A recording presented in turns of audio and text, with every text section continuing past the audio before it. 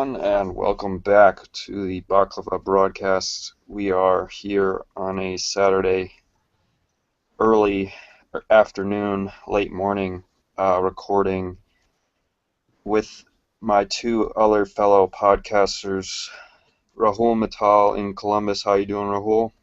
Good man. We didn't talk about this last time, and I'm a little upset, but Zayn left One Direction, and I feel like we should have a moment of silence real quick for that. Okay, good. That was a nice moment there. Right. And we also are joined again by Kurt Russell in Houston. Kurt, what's up? Hey man, just another, while we're on the One Direction topic, big shout out to the band for their acoustic version of Night Changes. It's Yes. been on a loop for a Yes. while, so Excellent song. God. helping me get through the workday, so I appreciate it, fellas. Yeah. Yeah, good stuff there. Um, I guess to jump into our topics real quick, I guess here. The first one, our usual Cavs recap, I suppose.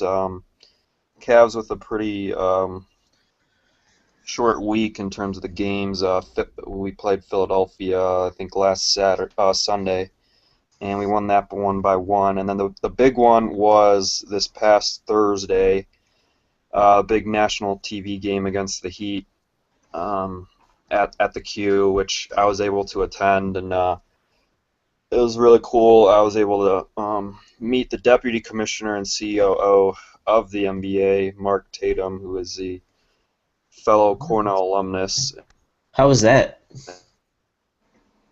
How would you describe that guy? Cool guy? in the NBA, and obviously he gave like the answer of no one's looking to tank in the NBA, but he took some shots at the Knicks and stuff, and saying they're pretty bad. But so yeah, and then the game obviously was really good, and we were able to convincingly beat the Heat. We were up 15 to 20 points most of the game, so that was good to see. A great performance from the Cavs at home. We've been really on point at home. I think we have a 17 game winning streak here, and LeBron actually passed Patrick Ewing in this game to become the 20th all time in scoring in the NBA. He's still got a lot left, so that's great. And then Kevin Love did not play in this game, but his absence wasn't really felt, it seemed. And you know Wade actually went down and got hurt a little bit. I think he was just a knee sprain, but yeah, I guess the last thing for this would be, during this 17-game home winning streak, the defense has really been key. And I think over that stretch, only one team has scored over 100 points on us in that, and really holding opponents under 45% from the field. So, all that has been great and everything. Kurt, do you have any thoughts on, I guess, this last week from the Cavs? Specifically that Heat game you saw. Yeah, well, first I want to point out, I don't remember which one of you it was, but one of you predicted a nice squeak out win against Philadelphia, and then we were all pretty unanimous in predicting that the Cavs would absolutely destroy Miami at home on national TV. So props there. But yeah, the Miami game was pretty awesome. My highlight was probably watching Shumpert. He's just knocking down open three after open three, and just in general, just playing really well on offense to complement his always suffocating defense. So that was great. And then your boy Dellavedova dropped 14 points. Yeah, he had a Pretty late sure third. yeah, he had a couple really late threes in garbage time, but in the stat sheet it looks pretty good. If you didn't watch the game, you'd be like, wow, Matthew Dellavedova had 14 points. But yeah, it was a good game. It was just thorough slaughtering. Like you said, Wade went down, so I didn't really. He only ended up playing a total of 13 minutes. So yeah, without Bosch and Wade, that team doesn't have a whole lot going for them. So yeah, it was fun to watch, and we even got to see the better Dragic brothers Zoran in 4 minutes at the end of the game, go 0 for 2. So nice preview there of the future backcourt, best backcourt in the NBA of Goran and Zoran. So yeah, it was a lot of fun though. It's always great to beat Miami, and especially just to totally humiliate them on national TV. So yeah, it was a good week. Yeah, just to add to that real quick, yeah, the Philly game was kind of a squeaker. I don't think we scored in like the last like 4 or 5 minutes, which is kind of weird because like you look at Philly's roster and like I'm pretty sure like we've played pickup basketball with most of those guys, and like And beat them.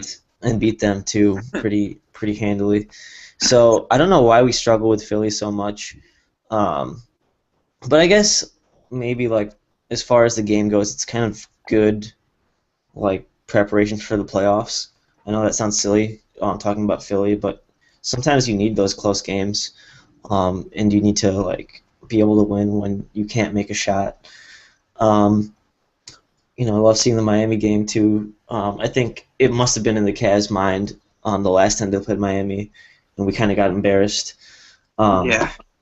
So nice win. I always said that it would be great to play Brooklyn in the first round if they were the 7th seed. If Wade, like if his injury lingers, then I think Miami would be a good matchup, which is funny because I was saying kind of the exact opposite maybe a week or two ago. But like Yeah. I think if Wade isn't healthy, that team's just so empty. So we'll definitely have to keep an eye on that. J-Rod, do you want to add anything? Yeah, not too much else, I guess. I guess looking forward, I guess in that playoff picture, the Cavs this week, we're kind of getting down to the wire here. Last 2 weeks or so of the season.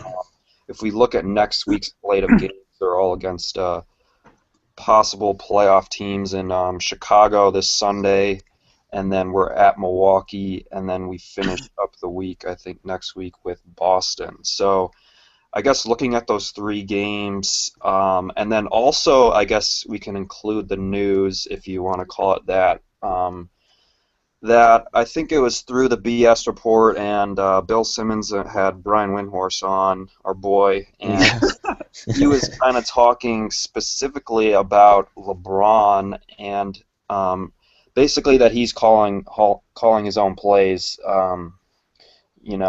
throughout the game and everything. So if you guys had any thoughts in addition to the next 3 games for the Cavaliers, I guess Rahul, if you wanted to start us off on that. Yeah, I'll start with the LeBron stuff, calling his plays. And actually, I don't know if you knew this, but Brian Windhorst, for that appearance, they actually paid him in donuts, glazed donuts. They made them extra sloppy. So, I was just reading, there was an article that came out on ESPN today, or like a video or something like that, like the video plus the article, and it talked about how this whole LeBron thing is like a whole lot of nothing, and like if you look at a lot of great teams, and it doesn't even matter what sport, like a lot of those great teams almost have like those coaches on the floor, and I think LeBron himself threw out names like Tom Brady or Peyton Manning. Like imagine if you told one of those guys they couldn't like change the play. Yeah. Right? How dumb would that be? It's the same thing with LeBron, and plus he's 1 out of 5 guys, so like his influence is almost even more to a point.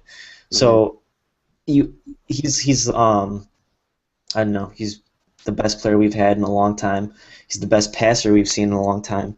So of course you allow him to call his own plays. And I think it's been going on for a while, so I'm not sure where this is coming from. Real quick on the preview for the games coming up. The Chicago game tomorrow, that'll be fun. It's on Easter. I love those like holiday type games. But I think we've just been so dominant at home that I feel confident against teams like Chicago and Boston, really anybody at home. The game out of those 3 that scares me is the one at Milwaukee.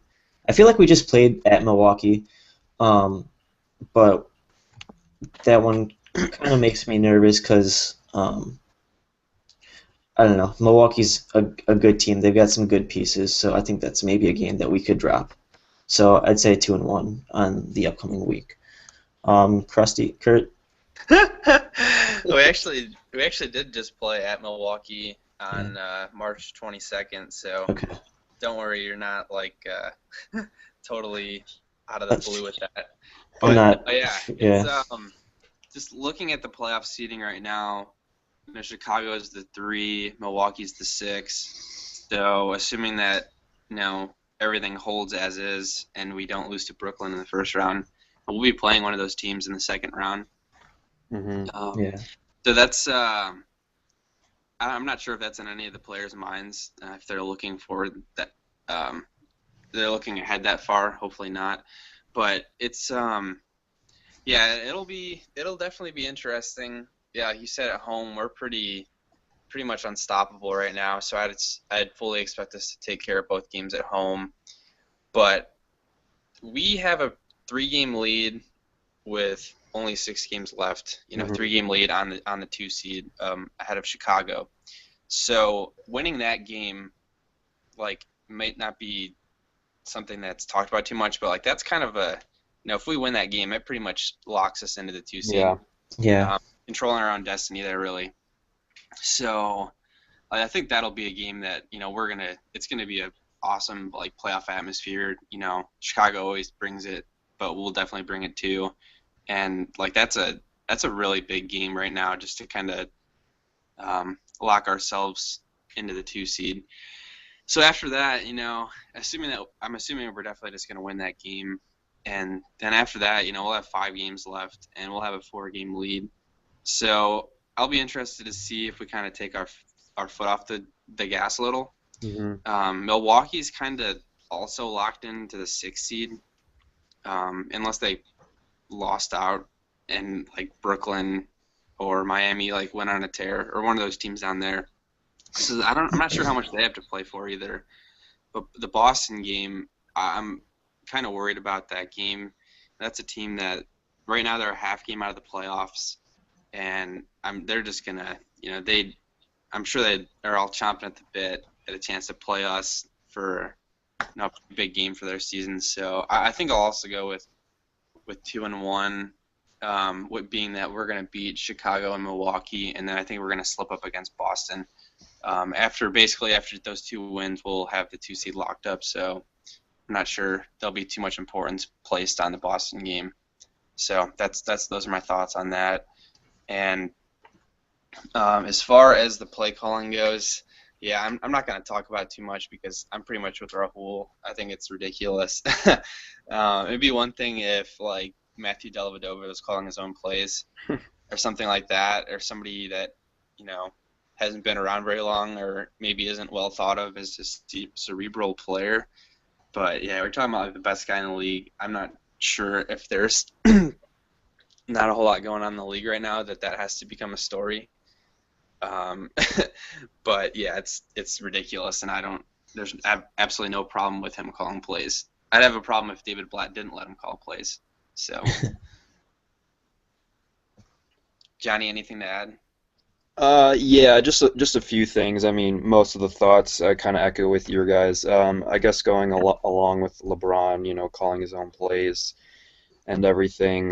Yeah, it doesn't seem like it's new news at all. I mean, I think he said that he's been calling sets in every game for the last 11 years. So I don't know where this is really stemming from. It's just a thing with what David Blatt has and everything. But obviously LeBron has a very high basketball IQ, and Kyrie calls plays as well, I'm sure. So, and LeBron, obviously when he was here before with Mike Brown as coach, LeBron was basically offensive coordinator during that time as well. So, yeah, I don't think this is anything to read more into or anything like that. And then I guess looking at those next three games for the Cavaliers, like Kurt said, that Chicago game is pretty important. I think if we can just go out there and have a convincing victory against them and kind of lock up that 2 seed, it'll be interesting to see what the Cavs do in terms of resting players and if they, rest Kyrie, Love, and how many people they rest and who.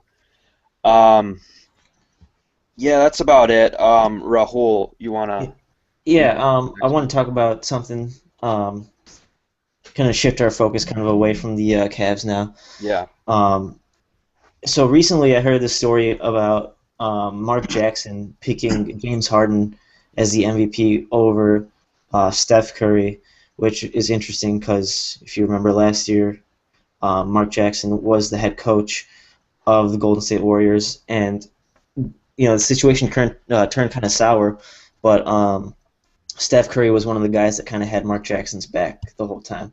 So it's interesting to see that Mark Jackson kind of just overlooked Steph Curry or nonchalantly picked James Harden. Um, so what do you guys think about that? And then maybe also throw in your opinion on who you think should win versus maybe who will win. Um, Johnny, why don't you start it up? Yeah, sure. So, I mean, you look at the MVP race this year, and it's been interesting to see, preseason we all had Kevin Durant and LeBron James as our, unanimous two-man field. And actually, like as this season winds down, it's gone down to the two-man field and Harden and Curry. You had LeBron in the discussions, and then you also had Russell Westbrook kind of creep in a little bit this last part, but it's really come down to Harden and Curry. So, both of them have a very solid argument for becoming the MVP this year for the league. Harden has powered the Rockets into the two seed now, which, many thought, coming into this season, they were poised for a season of kind of regression. They lost Ariza. I mean, they gained Ariza and they lost Parsons, and then you kind of looked at them as maybe like a borderline playoff team. And then, you go into the season for the Rockets, and, especially with the injuries to Dwight Howard and Terrence Jones, you thought that the Rockets would decline a little bit, but that has not been the case because of James Harden. He's kind of been a, one-man wrecking crew for them. And then, you go with Steph Curry, and, he's assured the Warriors are the team to beat this year in the NBA, and they've just been, so dominant. They just blow opponents away, 15 to 20 point margins. And it is true that they probably would still make the playoffs without him, but I don't think he should be penalized for being on a great team.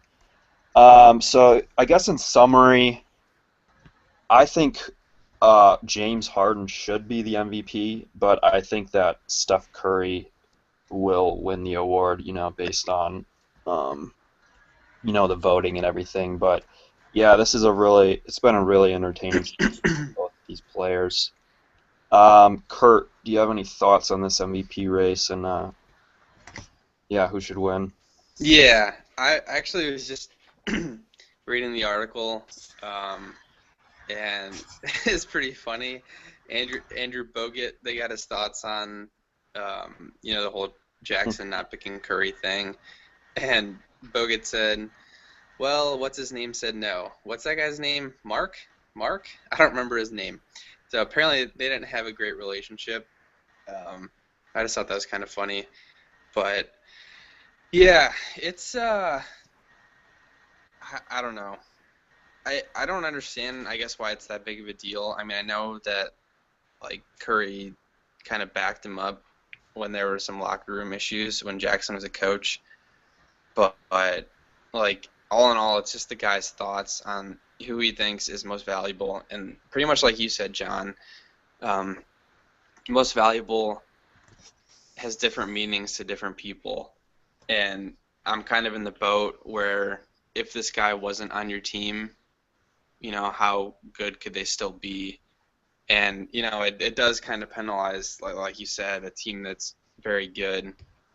And but with that being said, I'd have to pick Harden just because I don't think there's any way that they'd make the playoffs without him. Not to mention just they're playing ridiculous good basketball. And as much as I'm not a huge fan of the jacking up, like, I don't know, something like 33 threes a game, they're going to shatter the record on three-point attempts. I mean, they're the 2 seed in the West right now.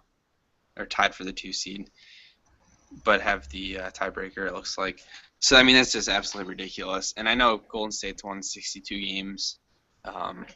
But yeah, I just like the way Harden's been playing is absurd, and I'd pick him, and I think he should be picked. And no, he will not win. But yeah, pretty much the same thing as Johnny. But I'm really just even more pushing for Harden to win because it's just the way he's played and carried that team is pretty ridiculous. So, Rahul, anything to add? Yeah, so I agree with you guys that Steph Curry will be probably picked as the MVP. I'm gonna go the other way and say that he should be the MVP though. And the reason is the way I look at it, like what you said makes sense. Like how good would your team be if that player wasn't on it, right? And if you look at James Harden, Houston would go from like a pretty good team to kind of a not so good team. And we really like value that when we watch basketball, but I don't think we value going from a great team to going from a good team to a good team. And I think that's what happens when you go to if you take Steph Curry off that team. Wow, I just blundered through that whole thing. So basically, hopefully that made sense. The point I'm trying to make is if you take Steph Curry off the Warriors, they go from like a historically great team to just a good one. And that jump is one I don't think we value enough. And I don't think he gets credit for what he does for that team quite enough. So hopefully that makes sense. But that's kind of how I look at it. Um, Anybody else, anything to add, or should we move on? Yeah, I guess we can just, we were talking about the Rockets just now. So I guess given this past week, Patrick Beverly I think he has a wrist injury, so he is out for the rest of the year. So I guess we can kind of dive more into, the Rockets and their chances at, legitimately becoming title contenders for this year. And I guess given this injury, what effect does that have on the team, if any, of their chances and everything? So, Kurt, do you want to talk just about your thoughts on the Rockets and what their chances are of maybe you know reaching the NBA title this year? Yeah, well, first of all, I'm just going to throw it out there. I am not a huge Patrick Beverly fan. The whole Westbrook thing in the playoffs that kind of causes injury. So just from that, I just can't really be a fan after that because I'm a huge Westbrook guy. But yeah, it's like the guy that you love to have on your team because he's just a huge rat and like tries to get away with everything he can. But when you play against that guy, you just hate playing against him, I'm sure. But anyway, without him, honestly, I don't really I I don't see them missing a beat at all. I mean, Harden's pretty much the primary ball handler, so Beverly's kind of just a defensive specialist, I guess you would say. So without him, basically Jason Terry's going to get a lot more minutes, who, isn't really known for his defense, but he can, he's a guy that can catch fire, and I mean, he's good enough to win you, I think, one game in a series if he just goes nuts, not more than that. But I kind of think that they're better off without Beverly, honestly. They're kind of getting Dwight Howard worked back in to like elite conditioning form. So with him down low on defense, and then they have some long athletic wings, and even Harden's played a lot better defense. I don't really think their defense is going to miss a whole lot. And I mean, they have like Pablo Prigioni, who is probably too old to be playing solid defense, but they just have they have replacements everywhere, and even Nick Johnson from Arizona was their last string point guard, and he's even he's not good, but he's not terrible. So I really don't see them missing a beat. Basically, they sacrifice a little defense and get probably a pretty decent amount better on offense. So I don't really see them skipping a beat at all. I would say, um, based on like current playoff standings, I would say, they're playing Dallas in the first round. I think they'll definitely win that. And then after that, they would have to play the winner of San Antonio and Memphis. And that's about as far as I'm willing to say that Houston will go. And I don't think that if they had Beverly that they would get past that series anyway. Mhm. So I'm not sure that, I mean, even if he makes a noticeable impact on the team, I don't think it's like enough that, if they had him, they'd win another series or something like that. Mhm. So that's about what I have for that. Um, I'll add to it. Um, so I agree that if they had Beverly, um, they probably wouldn't win like an additional series. I'm not as high as you are on the Jason Terry Pablo Prigioni tandem, though. I think that's like well, if you look at like the rest of the teams in the playoffs in the West, there is not one bad point guard out there. Like, yeah, just looking at like their Steph Curry, Mike Conley's probably like the kind of the least like the lowest rated point guard out of everybody outside of Houston. So, um, that's tough. Like that's a tough way to go into a series with your point guard being Jason Terry. Like, yeah, he might be good enough to get hot and win you a game, but he's also like definitely bad enough or old enough to lose you a few too. And um, with James Harden being such an offensive guy, I think Beverly was a good fit on that team right next to him with his defense. So the way I look at it, they're not going to win their second round series, and they weren't going to win it no matter what. And the Beverly injury just makes it a possibility that they could lose to Dallas in the first round. I think if they had Beverly, it was like a definite they were going to beat Dallas. But now it's a little more up in the air. Um, so yeah, I'm excited to see. I just can't wait for the playoffs. J-Rod, what do you think, man? Yeah, you look at the replacement in Jason Terry, who's a veteran, who is a little better from three, I guess, from than Beverly. Beverly's defense, it's okay. I think it's like 24th among point guards actually, and like defensive real plus minus. So I'm not sure if he's really that great of a defender based on that. I mean, it is just one But stat. compare that to the defense you're going to get from Jason Terry. I think Jason Terry's about second or third in the league on defense.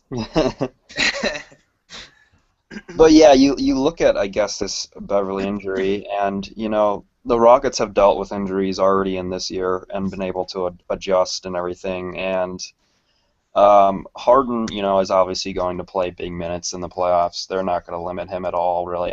He probably will play, all the game if any like 1 or 2 minute rest here and there. But yeah, you look at the Rockets, I guess. I don't think this injury, like you guys said, affects them too much. I think they do get past Dallas in the first round. It'll be curious to see who Dallas puts on him, maybe like Aminu or someone.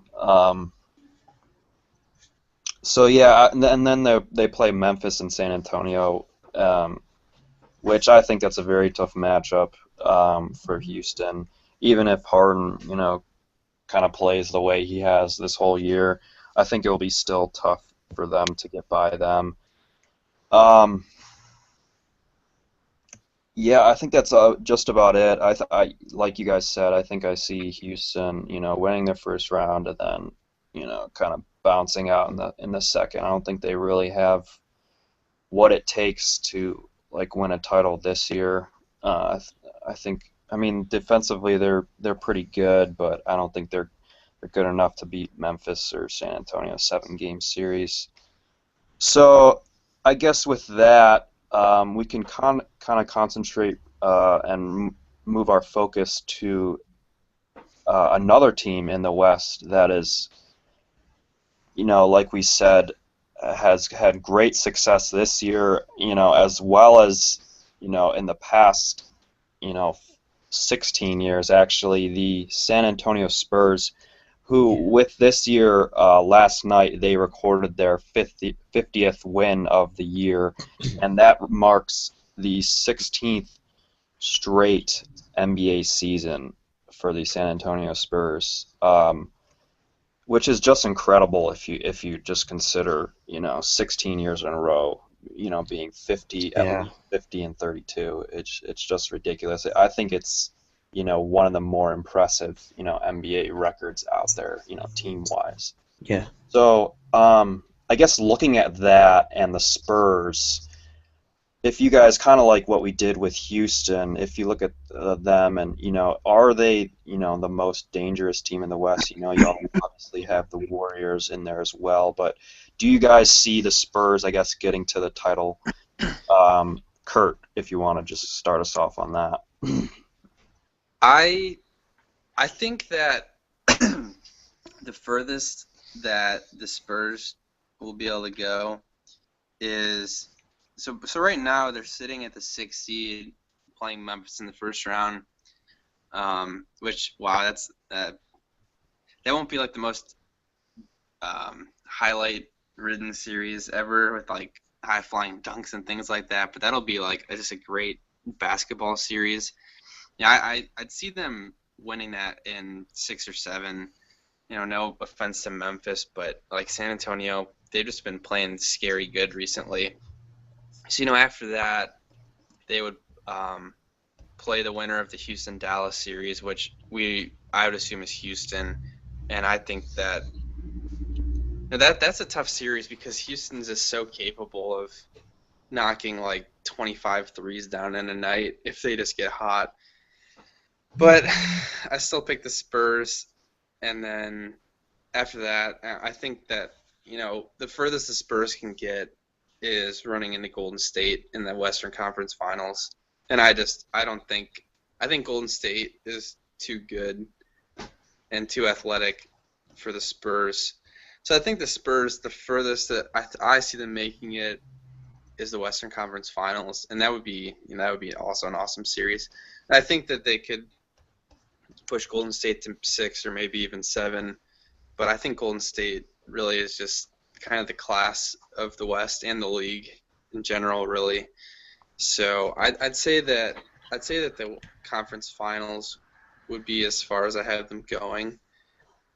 Just on another kind of related but not necessarily related note, I don't know if you guys know there's the Twyman Stokes finalists, which is basically the Teammate of the Year award, and there are 12 guys that are nominated, and Tim Duncan's one of them.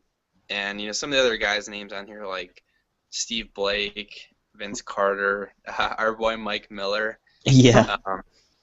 It's just like just to see a guy like that who's considered one of the best players of all time be nominated for Teammate of the Year award.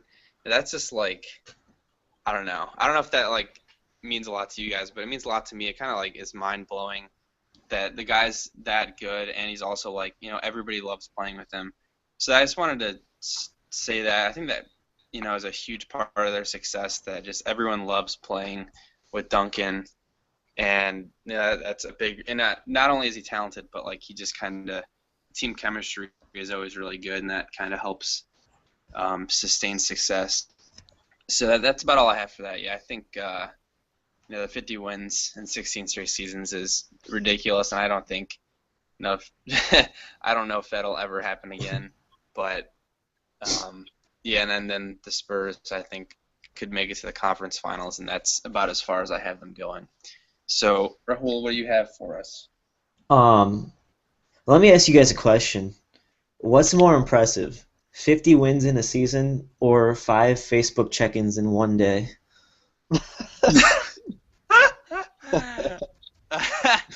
Wow, I'd have to say 5 Facebook check-ins because I don't know anyone that uses Facebook anymore. So I think I'd be surprised if I had 5 check-ins in my whole Facebook lifetime, but I never checked in. All of them were at Applebee's. Yeah, probably. Yeah. Yeah, so as far as the Spurs, how far they can go, I mean, man, I was an idiot and said some dumb stuff about the Spurs. No, what did you say again? I didn't say anything. But so it's gonna be awkward when I say this, but you can't ever bet against the Spurs. Um, and like they're so like if you just look at all the teams in like a vacuum, I think the most dangerous team is Golden State. Like you said, they're the class of the West probably. I think what kind of makes the Spurs or what could make them just as dangerous is that everybody knows about Golden State, and Golden State gets talked about, as the one seed and being the best. I don't know, just have a tendency to forget about the Spurs. Like every year it happens, and then every year, um, they're always like in the finals. So I think in that way they could kind of be considered the most dangerous team because we don't think about them as much as we should. Um, and let's see, yeah, I agree. I think they beat Memphis. I think they get to the conference finals, and then I just that Golden State San Antonio matchup that could happen is going to be amazing. And like my head tells me that it's probably Golden State that should win that series, but it's just tough to get to bet against the Spurs at the end of the year. So yeah, we'll see. J-Rod, what do you think, man? Yeah, so there are three givens in life: death, taxes, and Spurs 50-win seasons. It's just incredible what they have been able to do. Their big three. Just this past 16 seasons, just staying together. Only the New England Patriots, out of all professional franchises, have a better winning percentage during that time. And obviously the Patriots play far fewer games each year, so it's just incredible. You take like last night, and they play the Nuggies, who obviously aren't very good, but they scored 123 points, and the big three in Duncan, Parker, and Ginobili just had 12 points, which was the fewest they ever had in like 730 games they played together. So that just goes to show, what the Spurs organization, just how great they are. And now that Tim Duncan, I think he's had 17 total seasons with 50 wins or more. That's actually more than 26 NBA franchises. So that's just ridiculous. I think it's like the Lakers, Suns, and maybe like the Celtics are the only teams with like more than that. So Dang. that's just incredible to see, what the Spurs have achieved, I guess, in this last decade and a half or so. Yeah, and like you guys said, in terms of the Spurs this year and how far they can go, I see it as conference finals against the Warriors would be really entertaining to watch, and I think it'll be a tough matchup for the Spurs just because the Warriors this year are just ridiculous, and I think the Spurs could possibly get past the Warriors and be in the title game, but I lean more towards the Warriors pulling it out, and they've just been so dominant. So I don't really rule out the Spurs and bowing out in the conference finals. But yeah, they're just a very dangerous team. They always seem to catch fire in this last kind of stretch of the season, which is what you want to do. So yeah, I guess Oh, that's I have a question. yeah. Okay, so this is just, completely hypothetical, but if I'm gonna ask both of you, but I'll ask Rahul first. Okay. If you're the Cavs, we're just gonna assume because we're diehard Cleveland fans and we love our team that we're in the finals, and the Yeah. West. We'll say we get there, a couple games early, and it's Game 7, and the Spurs are playing the Warriors. The Warriors obviously would have home court advantage there. Which team are you rooting for to win? Which team would you rather play if you had to pick? That's such a tough question, dude. Why they pay Jeez. me the bucks? I know, right? You make yeah, jeez. Okay, I'll say that I would root for San Antonio to win because, well, one, our record's kind of we're like within one game of San Antonio, so maybe by the end of the year, we could have home court if we played San Antonio. Mm-hmm. So there's one thing because I really would not like to see us play in Golden State. Like Yeah. the thing you hear is like it doesn't matter um, if the Cavs have home court or not because they have LeBron, which is true for like most teams, but for Golden State, playing Golden State, I think it really matters. That's a tough place to play. Um, and Golden State to me is kind of that like younger run and gun type team, kind of similar to the Cavs, that run and gun like offensive style. So I don't feel like we could just like outrun Golden State. We definitely can't outshoot them, which is tough because we're a good shooting team. They're a great one. Um, so I can't believe I'm saying this, but I'd rather play the San Antonio Spurs. I think um, LeBron also kind of knows how the Spurs operate after all these years, losing in a final to them, two finals to them, and then winning one against them. So maybe that's some sort of advantage. Whereas the Spurs kind of haven't played the Cavs as much, so I don't know. I would go with the Spurs, but those are two bad teams to face. J-Rod, Spurs or Golden State? Yeah, like you said, this is just very tough. I think you can go either way with this. I mean, you look at the Spurs, and they've been there before. They know what it takes, and they have the experience and obviously the players. And then they have Kawhi Leonard, who could give LeBron fits and Oh really yeah, affect our offense in that sense. And then at the same time, you also have the Warriors, who their pace and their offense is it would just be a really tough test in a 7-game series. And like you said, they're 35-2 at home this year. So if they get yeah, that home court advantage, then I mean that would be really tough as well. yeah.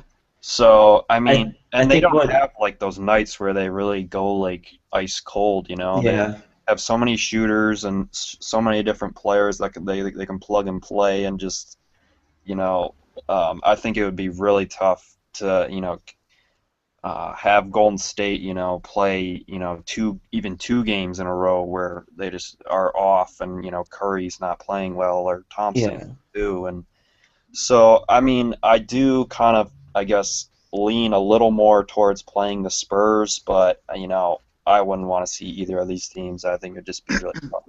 I think what makes it so tough for playing either of these teams too is that if you look like the Spurs, like you said, they have Kawhi Leonard, and they also have Danny Green that can cover LeBron. And then you Mhm. look at Golden State, they have Draymond Green and they have Iguodala and even Yeah. like Klay Thompson. Like there's so many guys that could do decently at guarding LeBron. No one can quite completely guard him, but these teams are set up for that, you know. And you So forgot Boris. and Boris and his man, yeah, his man boobies. Kurt, did you have an answer to your own question? No, I'm just here to moderate, so Oh, I don't give my opinion on it. No, if I had to pick, honestly, oh yeah, I mean, like you said, it's a doozy. I'd probably pick the Warriors, and my logic might be kind of flawed, I guess, but the Spurs, I still am not a huge believer in our defense, and honestly, I would rather just not play Pop. And yeah, Yeah. just this, I feel like the Spurs would be able to, like with the Miami series last year. I mean, they just completely just picked them apart, and no matter how good or how well Miami played on offense, like they just couldn't keep up. So that And being said, don't you think the Spurs could do that to Golden State? Why'd you pick Golden State? well, I think I'd rather play Golden State. No, I'm sorry to go back on you, but to go back to like earlier, do you think that the Golden State Oh, Warriors could handle that? yeah. Well, the Warriors are just they're unique in that, like what Johnny said, like they have just a bunch of defender, or I don't remember which one you said, but anyway, they have a bunch of like they're able to switch. They're very intelligent Yeah, people, and like Steph Curry and Klay Thompson with that kind of shooting, yeah, the floor spacing is just ridiculous. yeah, And even Draymond Green can make threes, yeah. and He's solid. I just think that that team, just the way they've been playing all year, and they'd have home court. Yeah, I think that would just be, just too much for the Spurs. Obviously, if we played the Warrior, and I'm not honestly, if we play either of the teams, I don't think we'd have a chance. I yeah, think maybe we'd push it to 6, and that would be about it. So that's why it's pretty hard, obviously, for all of us to pick, but me as well. And Yeah. I don't really. Mhm. It's more of like, who do I think we'd have some sort of chance against versus kind of like a no chance. So that's kind of why I picked the Warriors, just because Steve Kerr obviously seems like a pretty good coach, but he hasn't really had a chance to coach in the playoffs yet. So Mhm. not who knows, maybe if how good he is at breaking teams down and finding ways to exploit defenses and things like that, or if it's kind of just his team's really freaking good and they're playing really well together and buying into it now. And like we've seen with the Cavs before, you could have an amazing regular season, and then when it comes down to it, you can easily be outcoached in a playoff series. Mhm. And obviously, Mike Brown not doing himself a lot of favors there, but so that's I guess there's still a lot to be said about the Warriors. They've had a great season so far, but still Mike got to show up in the playoffs. So Mike Brown's actually starting for us next week as our video intern at Semih Pro. He's I gonna hope be that's he's unpaid, right? of Yeah, course, but he's gonna be our coach in like 3 years. The way he moves up the ladder. Yeah. So let's finish up. And I think we got to mention Brooklyn. So they are 8-2 in their last 10 games. They've won 6 in a row. They are now the 7th seed. They just jumped Miami, I think. And actually, they're lined up to play the Cavs in the first round. Brooke Lopez has been playing really well for them, so they're clicking and basically on all cylinders. Firing on all cylinders, sorry. So what do you guys think about this? Is Brooklyn for real? Do you guys want to play them in the playoffs? Do you prefer someone else? I swear it changes week to week. It does. But where are we at right now? Kurt, you want to start us off? Yeah. So like you said, they jumped into the 7th seed. I'm looking at the rest of their schedule. It's pretty It's tough. not looking real great. But Yeah. the thing about the end of the season that's always interesting is you wonder what teams, like the Hawks, they already clinched the #1 seed. Yeah, in they the played them East. twice. Yeah, they got to play them twice. How many Hawks are going to play? And is it like a San Antonio effect where no matter who they plug in, have they perfected the system to like pretty much whoever they plug in is going to be able to just run the team very efficiently and still beat anybody? Or I don't know. I don't know how well the Hawks are going to play without, I'm assuming they're going to be sitting some guys. So, there could be a little break there, but they had to play the Trailblazers. Trailblazers have a lot to play for still, so that's going to be a tough one. The Wizards, the Bucks, and the Bulls. So basically they're playing all playoff teams right now, and I don't know. I mean, they've been playing well, but if you look at like their last 3 wins, they beat the Raptors, who have been not playing well, really at all since the beginning of the season. They beat the Knicks by 2, and they beat the Pacers, who were coming in pretty hot, but just kind of totally tailed off, which is good. I'm glad. I don't want to see them in the playoffs. But yeah, I don't know. With these last 6 games, I'd be surprised if they went 3-3. But at the point in the season where it's at, and with how bad the conference is, like going 3-3 is good. For those teams below 500, that makes their winning percentage better. So I think they're still going to make it, unless like they just get absolutely. I haven't looked at the other team's schedules that are competing for the the last 2 spots there, but that's a team I definitely want to play just because. I mean, they have Brooke Lopez, who's pretty good, but we have Mozgov. I think that's a pretty good matchup for us. And then outside of that, it's just like, Kyrie going against Darren Williams. I'm pretty sure Darren Williams would break both of his ankles by the end of the series. We all know he has bad ankle problems, so like he'll just be on skates the whole time. And I don't know. Brooklyn's just not very good. Trading Sergei Karasev could come back and haunt us. Isn't he like dead? Didn't he like break all of his bones or something? If he did, I'm sorry for bringing it up. I had no idea. No, But not like seriously, but like he I think he's like pretty hurt or something. He's a oh, character. He's a character. oh, Sir J. Well, and can't forget about Jarrett Jack. But Oh no, yeah. this Brooklyn's just not very good, and I just I have no fear of somebody on their team putting the team on their back and just going off and winning them several games. Yeah. Joe Johnson would be the only guy that could even think about doing that, but Hmm. LeBron's going to be guarding him, and if LeBron wants to, he can relatively shut him down and make him take a bunch of fadeaway jumpers. So Yeah. yeah, I'm pretty excited about playing Brooklyn in the first round if it holds, and I think they might win one game, but I think it'd be over in 5 tops. So that being said, I think that's a team I definitely want to play.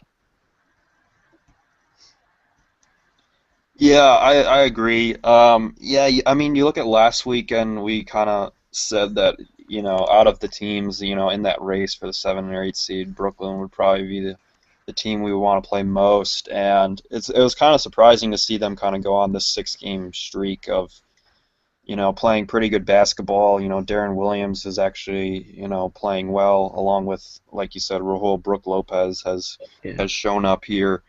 And during that 6 game stretch, I mean, they haven't really played too many, good teams. I mean, they play the Knicks and Lakers and the Hornets. And like you guys said, they actually have a pretty tough slate left. But I mean, yeah, you look at Brooklyn's roster, and I don't think it's too much to be concerned with. I think we match up pretty well with them. So I mean, if we were to see them in the first round, I think it would be a sweep or at most 5 games for us. I think it'll be interesting. You look at the 7-8 race. It should come down almost to the last game of the season, because you still have these 3 or 4 teams battling for those spots, and it'll be interesting to see what the Heat get out of D Wade, and I think they have some games against Orlando and Philadelphia, so we could still see Miami in the first round as the 7th seed, but Brooklyn has obviously played very well in this last week or so. Rahul, you got anything to add about the Nets? To be honest, I pretty much echo your guys' sentiments. I would like to play them. They wouldn't really stand a chance. Yeah. So, I'm gonna go off topic real quick then and just say 2 things. One, I think it's pretty breaking news. Paul George is gonna play tomorrow against the Heat. Mm-hmm. So that'll be an interesting dynamic. With the Pacers only a game or a game and a half out of the playoffs, so maybe they'll make a late push. I'd love to see them play Atlanta. Yeah. And then I want to give a quick shout out to my boy Big Baby. I don't know if you guys saw this, but the Clippers were playing Portland, and Chris Kaman pushes Chris Paul in the back, and Big Baby sees this and runs over to Kaman, at which point LaMarcus Aldridge pushes Big Baby, and Big Baby flops. He flopped in a fight. So shout out to Big Baby for the first ever in-fight flop. That was impressive. He's 600 pounds, but he got blown over by the wind. So yeah. Anything that you guys want to say or add before we finish up? I don't have anything. Nothing? Yeah, nothing to add from my end really either. All right. Well, I know all of us out there are still hoping for that One Direction Zayn reunion, and I still think it's possible. So, let's hope that happens. But other than that, I think that's all we got. Right? Yeah, we're probably going to be expecting to start kind of a playoffs for preview, hopefully within the next week or so. As the regular season kind of winds down here, so I'll be on the lookout for that. Possibly doing a group article or someone, writing about individual kind of playoff matchups. So, yeah. Awesome. All right. Well, I guess then we will talk to everybody next week.